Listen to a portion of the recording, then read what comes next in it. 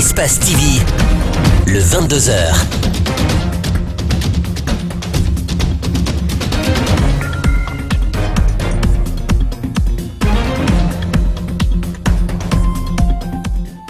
Vous regardez Espace TV, c'est un plaisir de vous retrouver, mesdames et messieurs, bonsoir. Et tout de suite, les titres de cette édition d'information. L'accord obtenu hier entre la mouvance et l'opposition fait débat. L'Union des forces républicaines de Sidya Touré parle d'un compromis entre l'UFDG et le RPG, en contradiction avec les engagements pris au sein du comité de suivi. Les candidats indépendants se voient aussi exclus. La campagne de démolition des concessions sur les canaux d'évacuation d'eau a débuté ce mercredi dans certains quartiers. Le ministre de la Ville et de l'Aménagement du territoire veut lutter contre les inondations causées par les constructions anarchiques dans la capitale. Le business du blanchissement de la peau est en plein essor en Afrique. Ces consommateurs utilisent de multiples méthodes pour s'éclaircir. Et pourtant, ce marché devient dangereux pour les consommateurs par manque de réglementation. Encore une fois, bonsoir. La mouvance et l'opposition trouvent une solution finalement à la crise politique, du moins celle qui concernait les résultats contestés des élections communales du 4 février dernier. Et 8 des 12 circonscriptions sous contentieux ont été reparties entre le RPG Arc-en-Ciel, l'UGD et le Bloc libéral. Chez les acteurs des partis concernés, c'est la joie. Mariam Fodé Camara et Amara Alexio-Silla sont allés à leur rencontre et suivis. L'opposition républicaine était prête ce jeudi à descendre dans les rues pour manifester afin d'accéder à leurs réclamations. Un compromis a été trouvé mercredi. L'accord, le candidat de l'UFDG à la mairie de Matoto l'accepte bien. Le compromis qui est trouvé est un compromis que nous acceptons. Il a été annoncé aussi que le fichier électoral qui fait couler beaucoup d'encre, que sa révision va commencer aujourd'hui. Donc, nous attendons. Dès que tout cela rentre en vigueur, on peut dire en ce moment que beaucoup de points de l'accord du 12 ont été quand même réalisés. Ce compromis concède également les communes rurales de Bignamou, Djeasso et Wendekenema au BL. Son président Faya Melimono exige le respect de nos textes de loi. Le fait que le BL ait le droit de diriger Djeasso, c'est de droit. Vous demandez quelque chose, il faut aussi accepter quelque chose. C'est pourquoi le consensus ne règle pas nos problèmes. C'est la loi et l'application de la loi qui règle nos problèmes. Le président du RDIG, lui, s'en remet à Dieu qui a de nouveau sauvé la Guinée du chaos. Moi, je remercie beaucoup le bon Dieu, au moins qui est venu au chevet des Guinéens. Parce que ce qui allait se passer aujourd'hui, ça serait dans l'histoire de la Guinée. Mais Dieu merci encore 1000 fois, vraiment, Dieu nous a écoutés et le gouvernement est revenu aux meilleurs sentiments, donc on n'avait pas le choix. Les partis se sont mis d'accord sur le cas des 4 communes de Conakry dont les conseillers devraient être élus conformément à la loi. L'Union des forces républicaines désapprouve ces accords obtenus dans une situation qu'elle considère illégale. Le parti l'a fait savoir dans une déclaration rendue publique ce jeudi. Un accord qui est loin de contenter certains candidats indépendants. Pourtant, pour l'opposition et la mouvance, c'est un soulagement. Gibril Ba et Lamine Silla. Les acteurs politiques s'accordent sur le démarrage des travaux de l'audit du fichier électoral. Il leur faut alors 25 jours. Mais cela ne suffit pas pour calmer les ardeurs. Des accords sur les contentieux électoraux focalisent toutes les attentions et font débat. L'UFR dénonce la rencontre du mercredi soir entre le RPG Arc-en-Ciel et l'UFDG. L'UFR désapprouve ces accords obtenus dans un cadre inapproprié et en l'absence des autres membres de la plénière. Cette attitude rappelle aux citoyens la malheureuse entente entre le RPG Arc-en-Ciel et l'UFDG lorsqu'il s'est agi du vote du code électoral révisé devenu inapplicable. Le parti de Sidya Touré rappelle aux 2 grandes formations politiques des valeurs à observer pour garantir la stabilité dans le pays. Le bureau exécutif de l'UFR demande à ses militants et sympathisants de rester mobilisés et vigilants pour la défense des droits et acquis du parti lors de ces élections communales. L'accord sur les contentieux électoraux entre la mouvance et l'opposition ne tient pas compte des revendications des candidatures indépendantes. Elles aussi ont montré leur frustration. Nous avons le code électoral et il fallait respecter cela.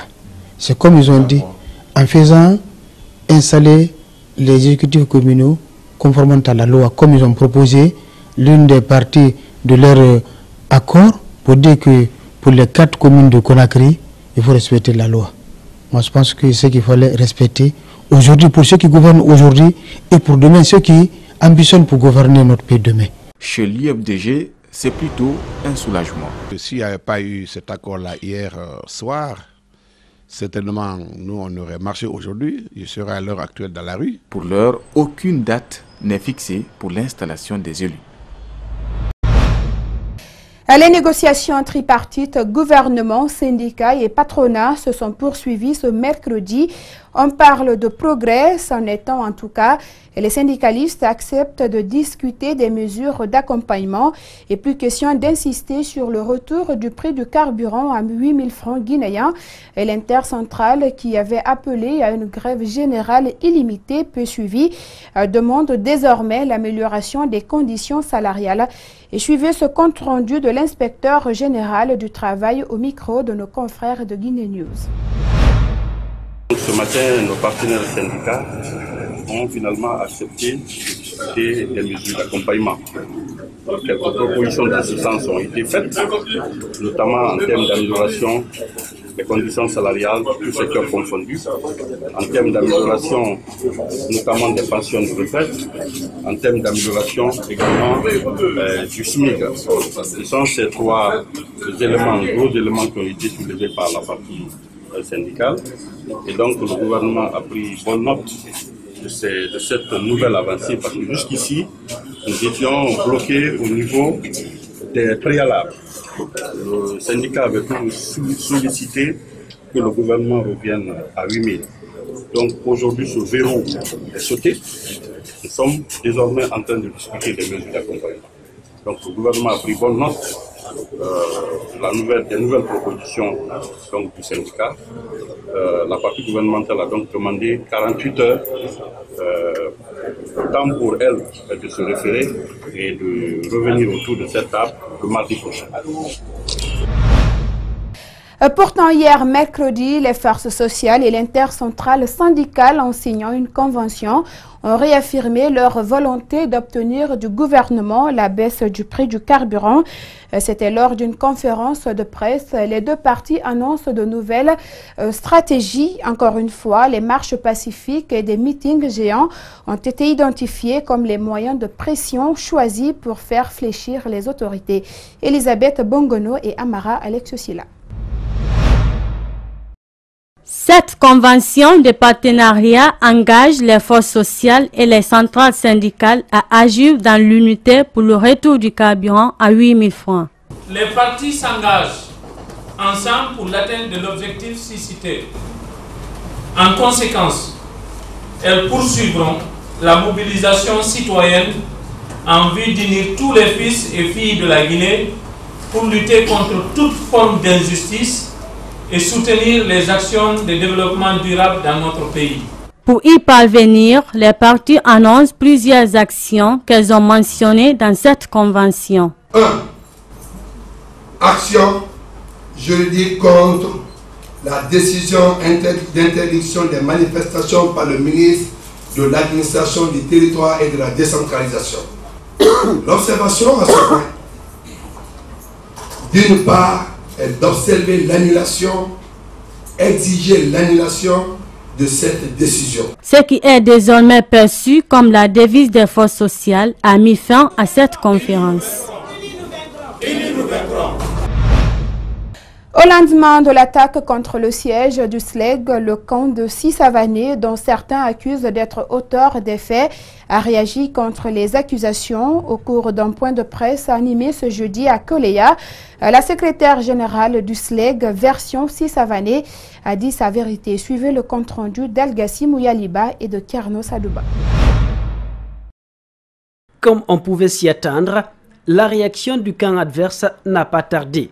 Le groupe de 6 Savanais formant le SLEG deuxième version qui est accusé par Aboubakar Souma d'avoir saccagé les bureaux du syndicat libre des enseignants et chercheurs de Guinée rejette toute responsabilité dans cette attaque.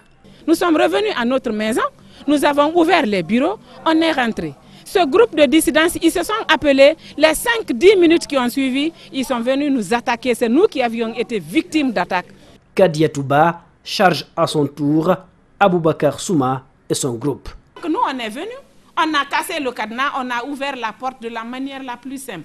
Le gardien l'appelle, il appelle le gardien, l'albinos qui se trouve être le gardien de l'école primaire des Dabadins.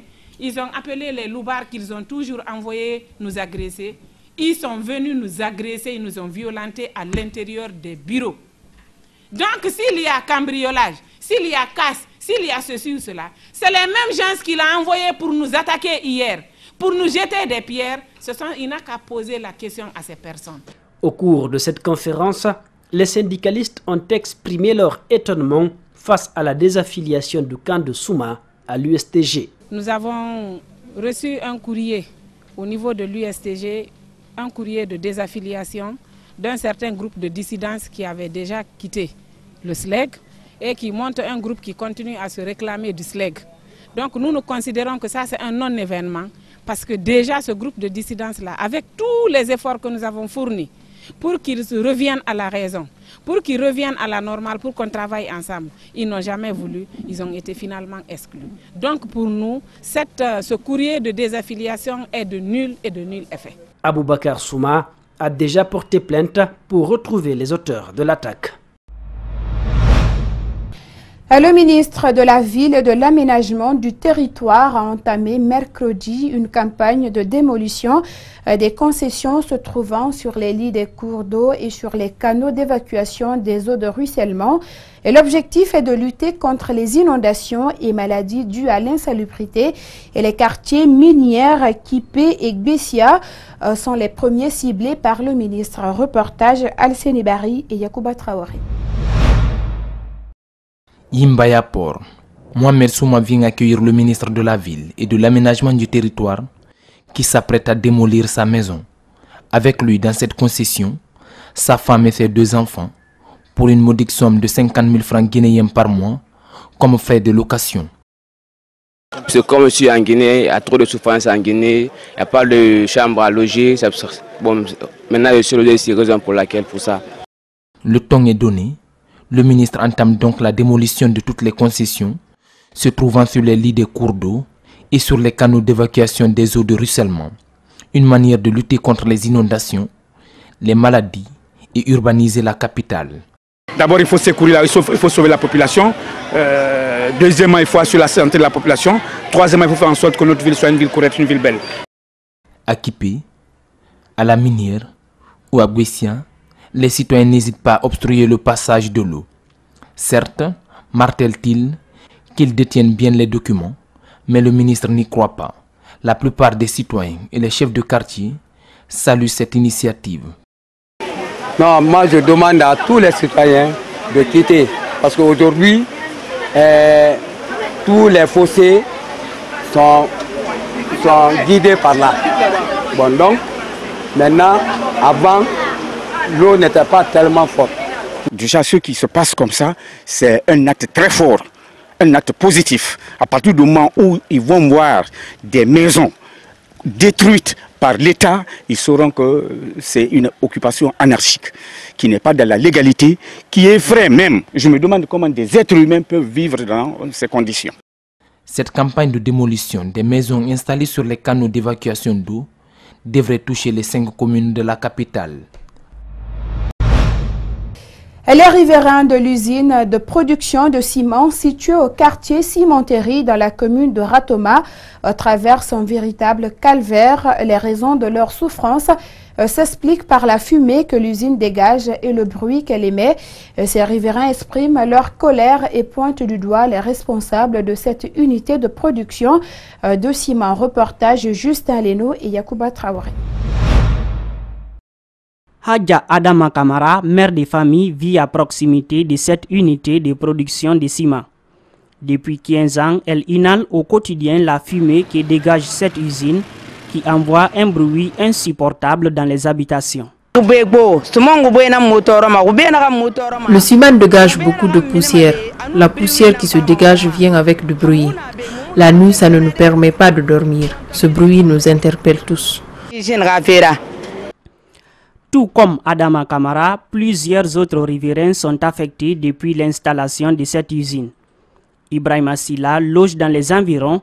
Ce jeune homme accuse les responsables de l'unité d'ignorer les conséquences auxquelles les populations environnantes restent exposées.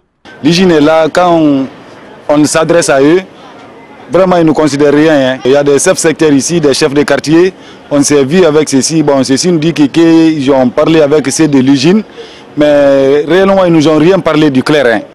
La zone qui abrite cette unité de production aujourd'hui appelée cimenterie a vu s'installer plusieurs citoyens au fil des ans. Certaines personnes vivent à proximité. En 2016, le ministère de l'Environnement a invité l'usine à prendre des dispositions pour protéger les habitants, ce qui ne serait pas aujourd'hui le cas. Espace TV fête ses 5 ans ce jeudi 9 août 2018. À l'occasion de cette journée, les responsables et quelques travailleurs sont revenus sur le bilan et les futurs projets pour améliorer les programmes de la télé. Après 5 années de service, le personnel compte mettre la barre haute pour satisfaire les téléspectateurs. Abdourahmane Ba et Yacouba Traoré. 5 ans de service, 5 années de programme à la trempe d'une télévision citoyenne, Espace TV a fait du chemin depuis. Du 9 août 2013 au 9 août 2018, cette télévision a vécu des hauts et des bas. Espace a vu le jour très difficilement. Parce que dès le départ, il y avait une volonté de nous stopper. Nous avons pu surpasser tout cela. Ça n'a pas été facile. Et le plus important, c'est essayer d'atteindre nos objectifs. Et l'objectif, c'est toucher le maximum de population parce que Espace se veut être le reflet du peuple. Aujourd'hui, la télévision Espace, ce sont les émissions de divertissement, les magazines, les grands reportages, le JT qui va bientôt entrer dans de nouvelles phases. Nous avons la volonté de quitter un peu le cadre institutionnel pour aller vers le terrain. Parfois c'est assez compliqué parce que vous êtes obligé de suivre à la fois l'actualité, mais également aller vers ces populations et parler de leur réalité, même si souvent ces réalités-là ne sont pas au cœur des discours des décideurs. En dehors des programmes qui seront à la mesure des ambitions de la direction, ces 5 années d'Espace vont permettre au personnel de faire le point sur ce qui a été fait à la rentrée prochaine. L'artiste chanteur King Alasco, champion youth, décide de rompre son contrat de 5 ans avec la maison de production G4Life. Cette décision fait suite à quelques manquements au contrat que le jeune chanteur a constaté. Et pour la maison de production, ce contrat a été plus fraternel que le business, mais l'artiste n'a pas su profiter de l'offre. Reportage Fatou Kébé et Yacouba Traoré. Pour un contrat de 5 ans, 6 mois passés, déjà l'artiste chanteur quitte la maison de production G4Life. Ce départ du jeune chanteur urbain s'explique par le non-respect de quelques lignes du contrat signé avec cette maison.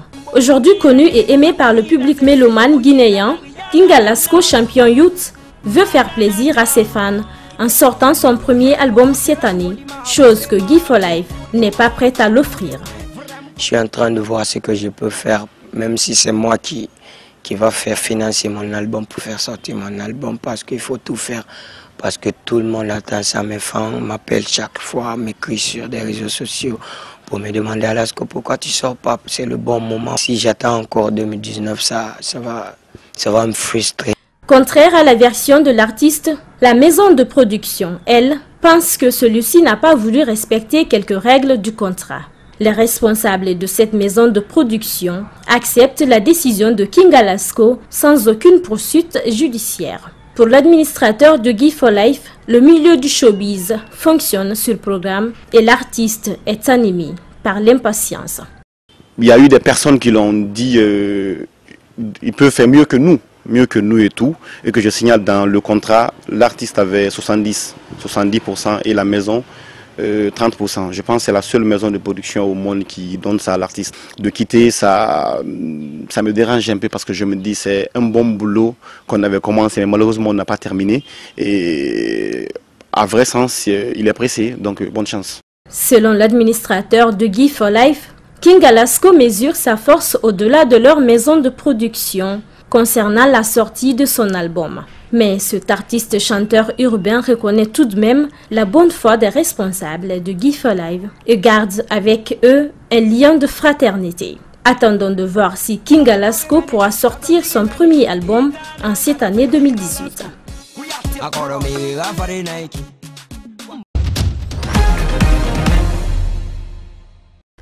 Au Mali, Aliou Diallo et Cheikh Modibo Diarra, arrivés respectivement 3e et 4e au premier tour de la présidentielle, ne donnent pas de consigne de vote pour le second tour et les partis qui les ont représentés aux élections préfèrent garder leur neutralité en refusant de soutenir Ibeka et Soumaïla Cissé pour le scrutin du 12 août.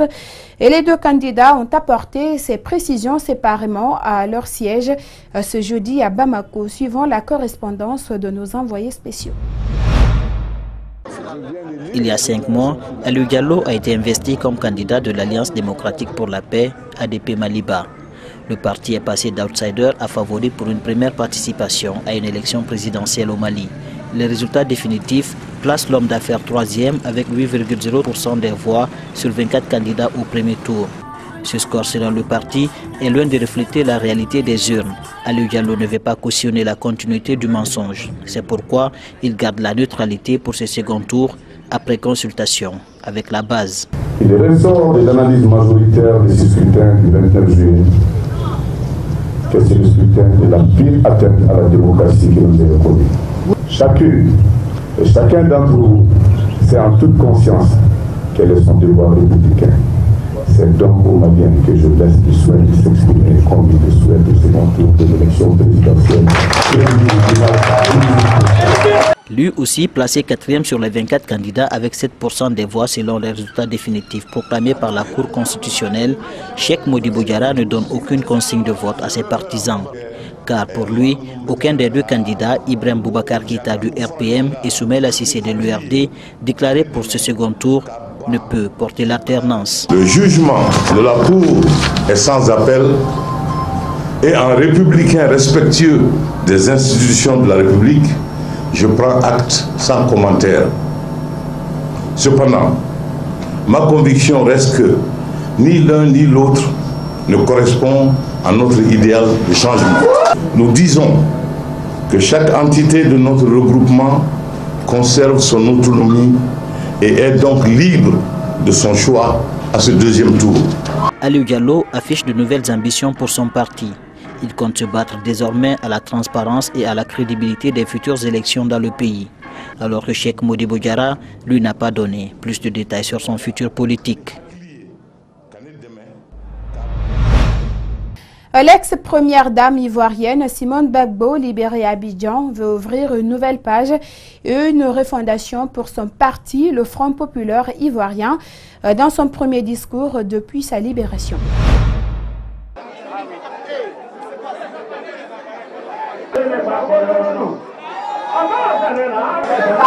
La est tournée. Aujourd'hui, toutes les choses sont devenues nouvelles. Militants et militantes, levez-vous pour la nouvelle page. Elle est déjà sans arrêt. On est parti et on est parti.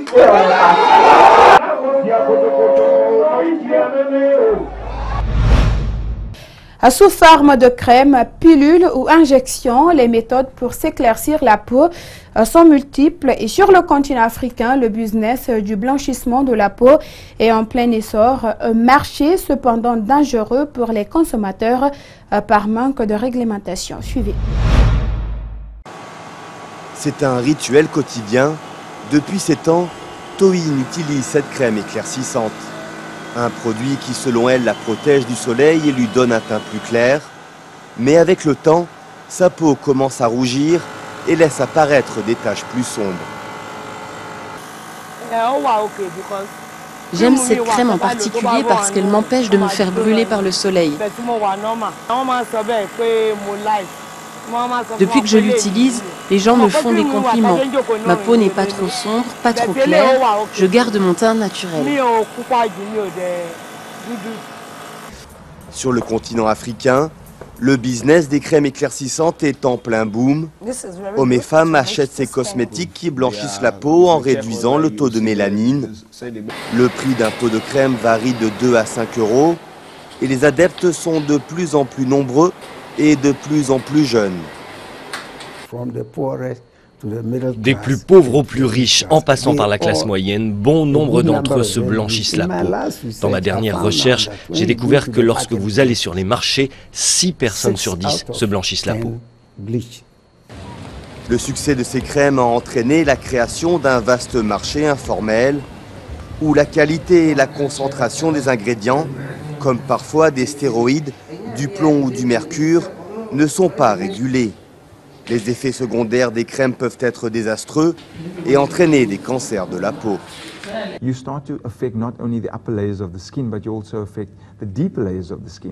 Vous commencez à affecter non seulement les couches supérieures de la peau, mais aussi les couches profondes de la peau à un point tel qu'à un moment donné, tout le processus s'inverse. Vous obtenez des zones plus foncées de la peau et parfois la peau est tellement détruite que la seule solution devient la chirurgie au laser ou la chirurgie de reconstitution. Dernière tendance dans les techniques d'éclaircissement de la peau, l'utilisation du glutathion en gélule ou en injection. Cet antioxydant, notamment utilisé pour soigner les cancers, blanchit rapidement la peau et sert d'alternative aux crèmes. Son utilisation n'est pas illégale, mais les conséquences à long terme restent encore inconnues. Je suis très content d'être ici, de ce nouveau challenge dans ma carrière footballistique, a indiqué Kepa Arrizabalaga, la nouvelle recrue de Chelsea. Le gardien de but des Bleus vient de rejoindre le club de Chelsea pour une somme qui bat tous les records. Suivez. Great, okay, thank you.